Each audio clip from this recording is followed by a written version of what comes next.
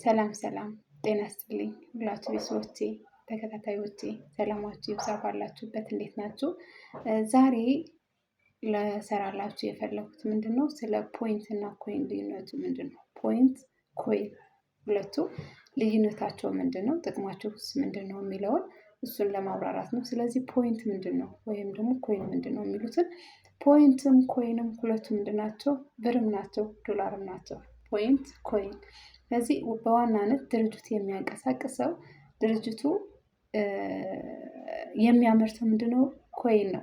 እነዛ ኮይኖችን በተለያየ መንገዶች ያገኘናቸው ኮይኖች ግን ምን ማድረግ ይጠበቅብናል? ወደ ፖይንት መቀየር ይጠበቅብናል። ምክንያቱም ይህንን ድርጅት ምንድነው አትራፊ ድርጅት ነው። ያገኘናቸውን ኮይኖች ቀጥታ ትራንስፈር ኦር ደግሞ እንትን ብለን ብራችን የምንወስደው ከሆነ ወደ ብር ቀይረን ኦር ወደ ዶላር ቀይረን የምንወስደው ከሆነ ምን ይሆናል ማለት ነው?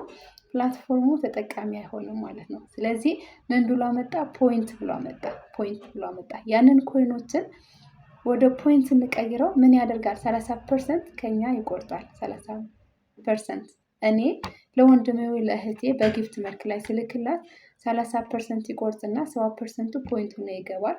እናንተም ለኔ ስትልኩልኝ ልክ እንደዛ። ስለዚህ ከኔም ከናንተ 30% አንድ ጊዜ ኤክስቼንጅ ባደረግንበት እኔ 1000 ላንተ ስልክልህ አንተ ደግሞ ለኔ ስትልክልኝ ወይ ስልክልሽ 30% ፕላትፎርም ይወስድና ስንት ሆኖ ይገባል?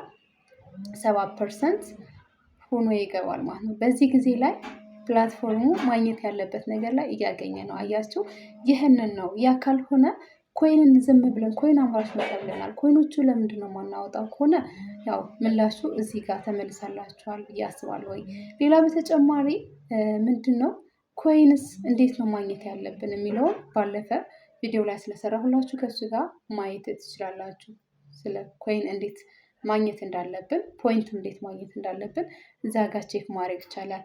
ግን እዚህ ጋር ኮይን ከስንት ጀምሮ ነው ማንቀሳቀስ የምንችለው? ፖይንትስ እንዴት ነው የሚለውን ነገር እንደነገርኳችሁ ሁለቱም ብር ናቸው። ነገር ግን ኮይን ስንል ምንድነው በኪሳችን ላይ ያለው ብር ኦር ደግሞ ዋሌታችን ላይ የተቀመጠ ብር ነው ብለን እናስበው። ምክንያቱም ኪሳችን ላይ ኦር ደግሞ ዋሌታችን ላይ ያለው ብር ምንድነው በሄድንበት መንገድ ሁሉ ያገኘነው ደስ ያለን ነገር ላይ ካገኘ ምንድነው የምናደርገው? ከኪሳችን ኦር ደግሞ ከዋሌታችን አውጥተን እንጠቀምበታለን አይደል?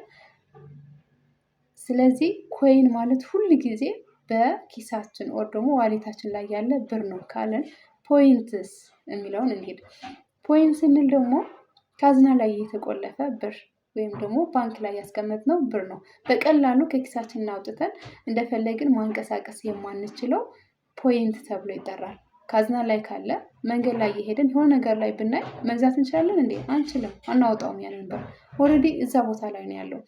ወይም ደግሞ ባንክ ላይ አስቀምጠነው ከሆነ የሆነ ያማረ ነገር ላይ መንገድ ላይ ብንፈልግ ኦር ደግሞ ሰውን መርዳት ብንፈልግ የሆነ ነገር ላይ ማድረግ ብንፈልግ እጃችን ላይ የለም። ኮይን ከሌለን ኦልሬዲ ፖይንት ማንቀሳቀስ አንችልም። ኦልሬዲ ፖይንት ምንድነው? ባንክ ላይ አስገብተነዋል ብለናል። ስለዚህ ያንን ነው ፖይንት ኮይን ከአንድ 100 ጀምሮ ማንቀሳቀስ እንችላለን። እሺ 100 ጀምሮ ማንቀሳቀስ ይቻላል። እንዴት ነው? በጋምፕል ከ100 ጀምሮ ጋምፕል እያደረግን ማንቀሳቀስ እንችላለን ኮይን።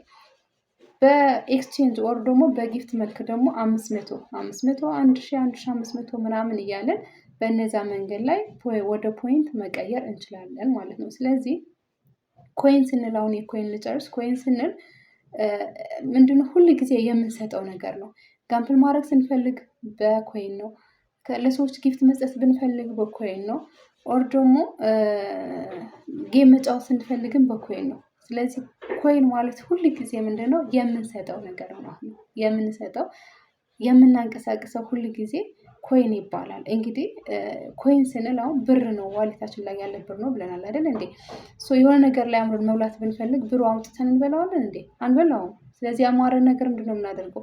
ብራችንን እንሰጣቸውና የምንፈልገውን ነገር አግኝተን እንበላለን። ልክ እንደዛ ነው። ኮይን ሁል ጊዜ የምንሰጠው ነው። ፖይንት ደግሞ ሁል ጊዜ የምንቀበለው ነገር ነው። ያው ብር አድርገን በኋላ የምናወጣው ፖይንት ነው።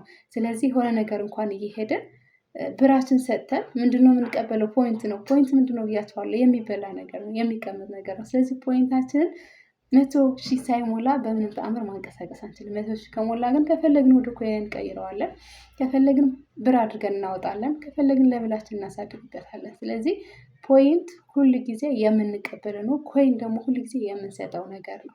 ይህንን ነው ያልገባችሁ ግልጽ ካልሆነላችሁ ወይም ደግሞ የአራዳዴ አገላለጼ ትክክል ካልሆነ በሚገባችሁ እንድሰራላችሁ በኮሜንት ሴክሽን ላይ አስተያየታችሁን ግለጹልኝ።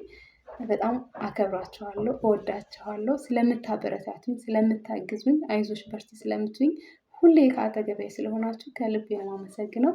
ባይ ባይ ባይ። ሰላም ሁኑልኝ።